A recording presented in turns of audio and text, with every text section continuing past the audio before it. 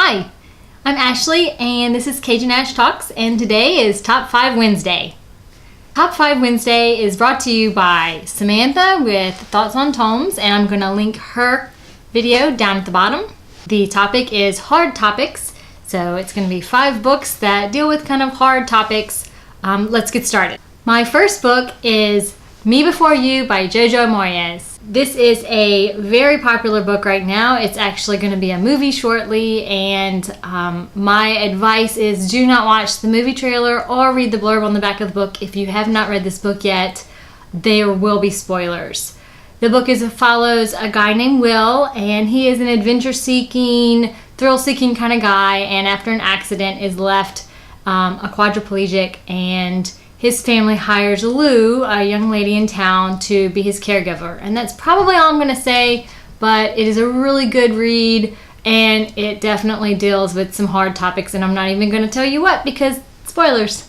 The next book on my list, book 2, is A Million Little Pieces by James Frey. And this is a book that about a little over 10 years ago I read and loved it. It is a memoir, or it was supposed to be a memoir, and after Oprah endorsed it in her book club, it came out that it was not 100% factual. So if you read this book, read it as a work of fiction. That's how I did when I read it years ago.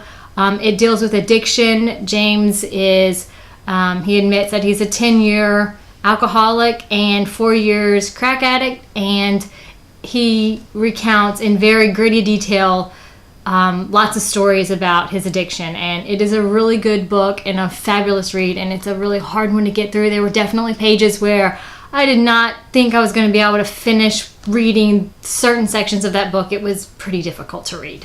The third book on my list is another memoir. It's called The Glass Castle by Jeanette Walls, and it has probably the best opening lines of almost any book I've read. Let me just read it to you.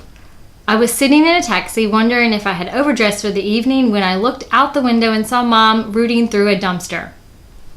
Hooked yet? Yeah, it's like that through the rest of the book. It is a memoir about Jeanette and her mom and dad raising young kids, her siblings, with her dad struggling with addiction, alcohol, and her mom is very eccentric and probably depression. And it is a really hard read, but it's a very, very good read. Multiple times throughout the book, you're going to say, how are these people alive? I know I had to stop myself and just look back and think, okay, well, she wrote a book, so I mean, she lives, right? That's kind of... The fourth book on my list is 13 Reasons Why by Jay Asher. This was an amazing book, and it deals with suicide. I actually heard that there is going to be a Netflix series starring Selena Gomez. That just makes me so happy. This is an amazing book. It is about a girl named Hannah who killed herself, and a guy that had a crush on her. His name is Clay, and he gets a bunch of cassettes, and Hannah's voice comes over the cassette, and she says, if you receive these cassettes, then you're one of the 13 reasons why I committed suicide. I think it's one of those books that kids in high school, whether they're depressed or not, should read. It is something I think that even parents of high school age students should read as well. But if you have suicide triggers, you probably should not read this book. The fifth book on my list is going to be a little controversial. So it is called The Bronze Horseman, and by Paulina Simon. The book follows 17-year-old Tatiana and her family and their struggle to survive the siege of Leningrad, and they are going through death and starvation, and it is a very tough read. It is a historical fiction and romance, heavy on the romance side book. It's 800 pages, but it has to do with World War II and the Russian side of the war, which I was not familiar with. Before reading this book, I had read a good number of books from the Germany and Jewish side of it, and I was very surprised in this book, the historical parts of it with the Siege of Leningrad.